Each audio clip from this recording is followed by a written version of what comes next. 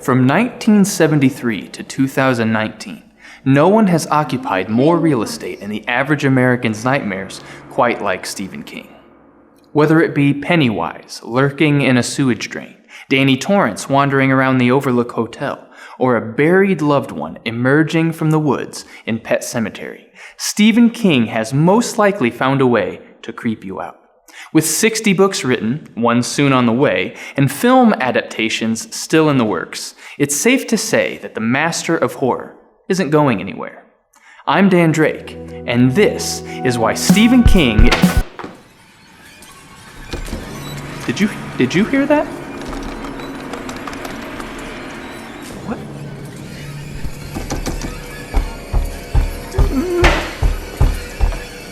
Hey, oh my gosh, Andrew.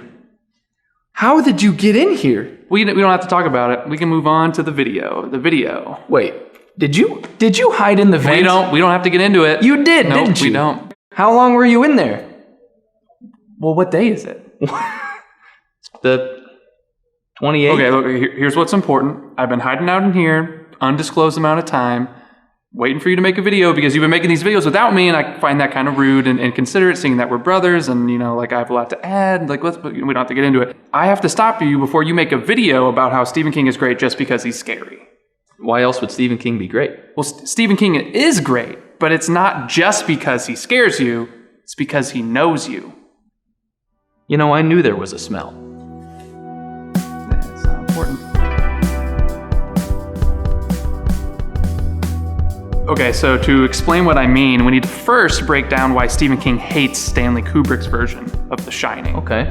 Released in 1980, the film version of The Shining is a horror masterpiece and a pop culture staple. Anyone can quote, "Here's Johnny," or "Red Rum." Kubrick's version may even be the only Stephen King adaptation more popular than its novel. While recent Stephen King movie adaptations have been successful critically and financially, The Shining may still be the most revered. Well, except for by Stephen King, that is. Did you like Kubrick's film of The Shining? No. Cold. I'm not a cold guy. I think one of the things that people relate to in my books is there's a warmth, there's a reaching out and saying to the reader, I want you to be a part of this. And with Kubrick's The Shining, I felt that it was very cold. What does Stephen King mean when he says, actually, I think this would be better if you just went over it. And I just... Okay, that's better. Thanks.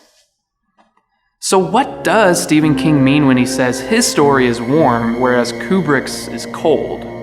Well, literally, the novel ends in fire and the movie ends in snow, but I think Stephen King is going deeper with this statement. All movies make changes when adapting a novel, but Kubrick not only made typical plot changes you'd come to expect, but he also changed the heart of King's novel. Much of the book's early pages focus on Jack's personal failures, his alcoholism, his anger issues, his assault of a student, and his breaking of Danny's arm. But King goes to great lengths to ensure that Jack does not come across as like a lost cause, a one-dimensional deadbeat dad. He's a conflicted character. His mistakes haunt him, and the ghosts in the novel exploit this guilt. They possess Jack and force him to become everything he has feared, a violent, no-good father. The driving tension of the novel is Jack pushing against these demons. The movie goes in a slightly different direction. Kubrick borrows King's themes of inherited violence, but removes their subjective, personal roots. Instead of the internal struggle with Jack driving the story, Kubrick focuses on larger ideas of the power of history and cyclical violence. The ghosts hint that Jack has always been at the Overlook. The hotel's history becomes a focal point of his obsession. Whereas King continually dredges up Jack's own history of violence, the film fills us in on the violence in the Overlook. Jack will become just one more bloody footnote in the Overlook story. It's a cyclical maze. Kubrick's use of long, winding tracking shots drives this home. He even adapts the hedges mentioned in the book and turns them into a maze. And we can't forget the briefly mentioned plot point of the Overlook having been built on a Native American burial ground. Even the foundation was built on violence.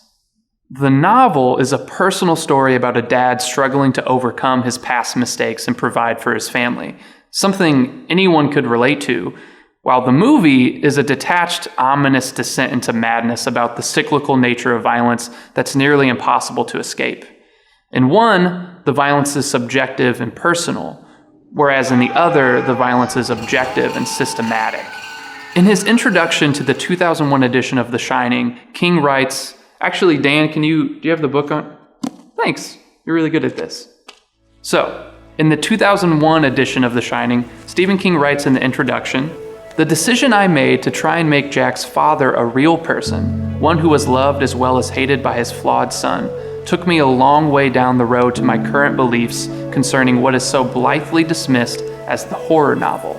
I believe these stories exist because we sometimes need to create unreal monsters and bogeys to stand in for all the things we fear in our real lives.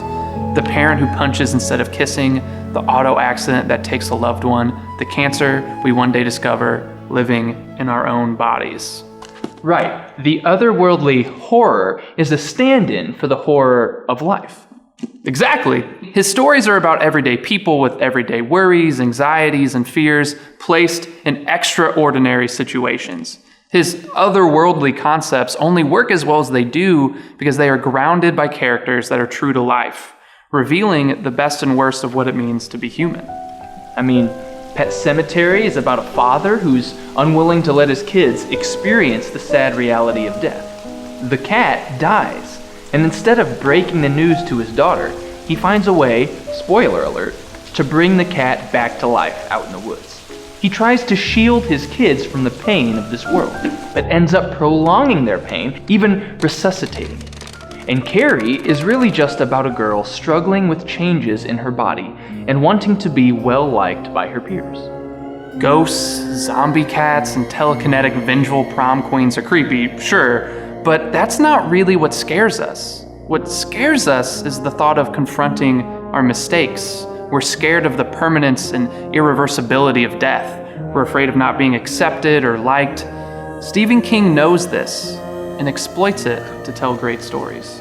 Any writer can put ghosts or time travel in their story, but a great writer makes the ghosts and time travel mean something.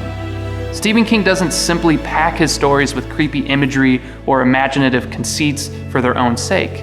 His premises aren't ideas that look pretty on the outside but are found to be hollow. All of his fantastical ideas point back to the real world. They play a role. They serve a greater purpose. They mean something. King's novels are haunted houses, but they aren't haunted by the type of otherworldly ghosts we'd expect to find. His stories are haunted by the nightmares we know all too well. The ones that come from within. Hey, thanks so much for watching. Why It's Great exists to bring positivity to the internet. Each video will cover why songs, artists, books, films, and so many more things are great. So if you believe in our mission, please consider subscribing. And if you love our videos, please head over to our Patreon page and consider a monthly pledge. If you've never read any Stephen King because you thought he'd be too scary, then hopefully we've shown you that he's a great writer in any genre, one who tells compelling and human stories. And for those of you not interested in King's scarier novels, I'd highly recommend checking out 11/22/63 and his novel Joyland, though that novel does feature a ghost and a mysterious murder, and but it's really a beautiful and often sweet coming-of-age story. Oh, and I gotta say, thanks to Andrew for helping with this video, if, you could call this helping. My pleasure. Well, we'll see you next time.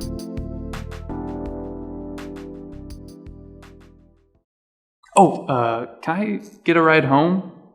What? No. Please? Just go back to the vent you came from. Okay. Actually, I'm gonna use the door this time. Yeah, smart.